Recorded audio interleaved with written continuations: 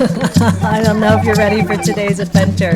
Last week's bike adventure, we were feeling like a foreigner, but having fun. We're coming with me. So let's put on those padded bike shorts, grab that Ethiopian coffee, and preview today's ride. Hey! What hurts the most is my butt.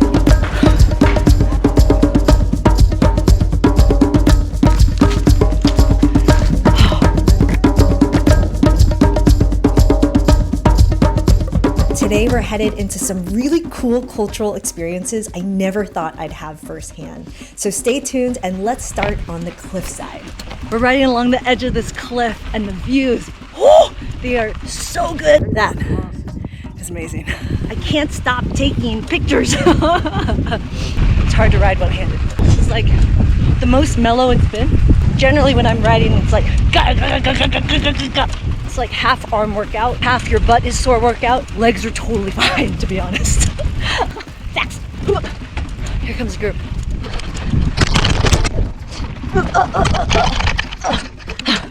See what I mean? That's what I'm talking about.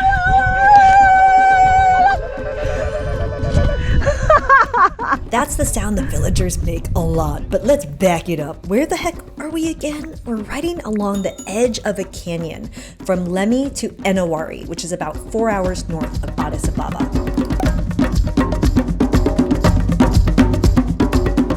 Good morning. We broke down camp this morning and I wasn't the best at taking my my tent apart, but I tried my best, and now we are headed to the next campsite, but we're actually going to bike there.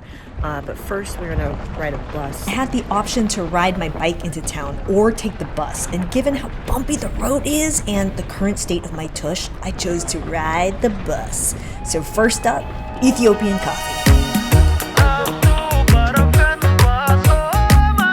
Are you any good at this?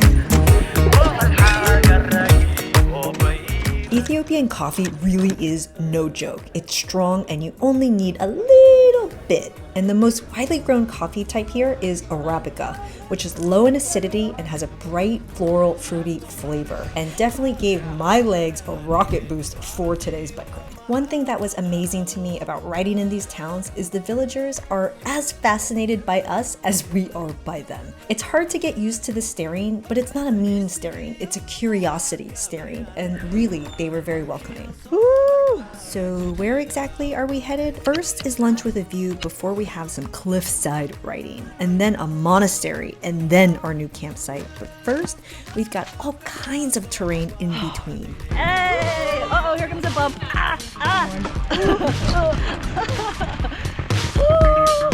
On the open road. This is really hard one-handed. From open fields to rocky descents, we made our way to quite a view. Lunch is here. We biked out to this spot here. And what's super exciting is that our campsite is way over there on that cliff.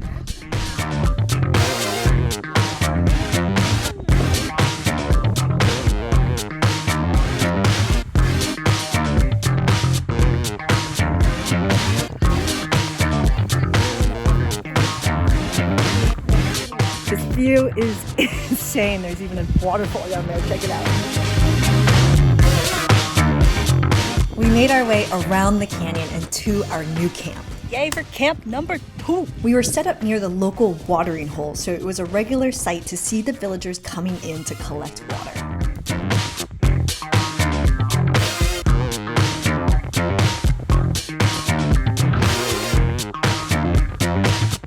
As the sun went down, I was getting really excited for something special. Christianity is the biggest religion in Ethiopia, and 43% of the population is Orthodox Christian.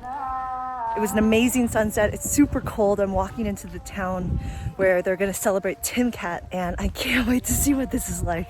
Timkat is a celebration of the baptism of Jesus Christ in the River Jordan. And in Addis Ababa, they lay carpets on the streets of the city, but in the village, they lay leaves.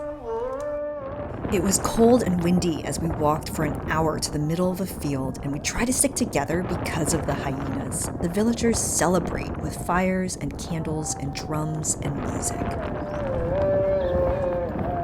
The wind continued strong the next morning as we made our way to our next Timkat celebration at a monastery. I went for the harder ride option because That is beautiful packed dirt. the construction of the houses made it clear that we were in one of the nicer villages that I've seen so far. This is the town of Itinerary. Today's ride was somewhere around 35 kilometers and it took us something like 5 hours. It's hard to keep track. Got a pretty packed gravel road. Oh, Yamani, say hi. But as we got closer to the monastery, we had some more challenging terrain. I might be a little out of breath. Coming up these hills consistently in this heat is not easy.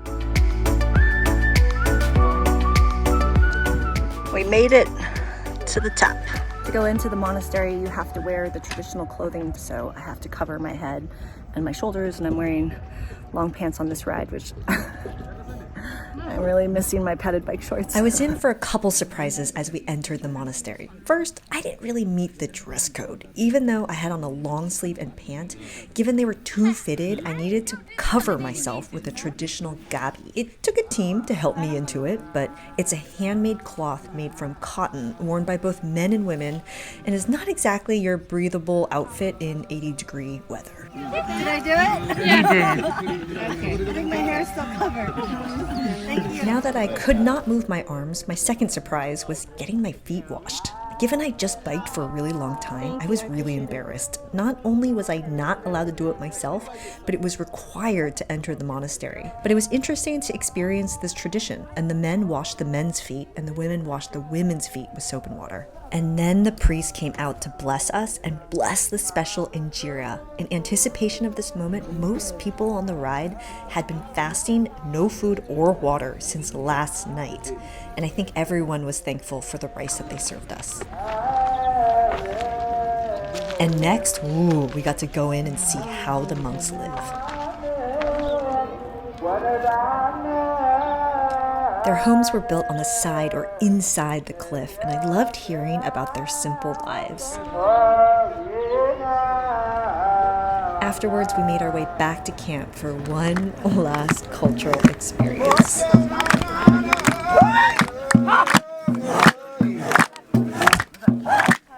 A traditional Ethiopian coffee ceremony can take hours, and the villagers danced for us and served us coffee.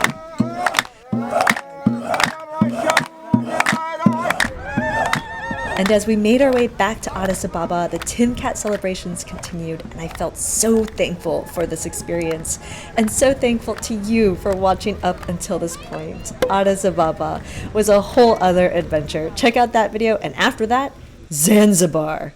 I'll see ya in the next adventure. Ciao.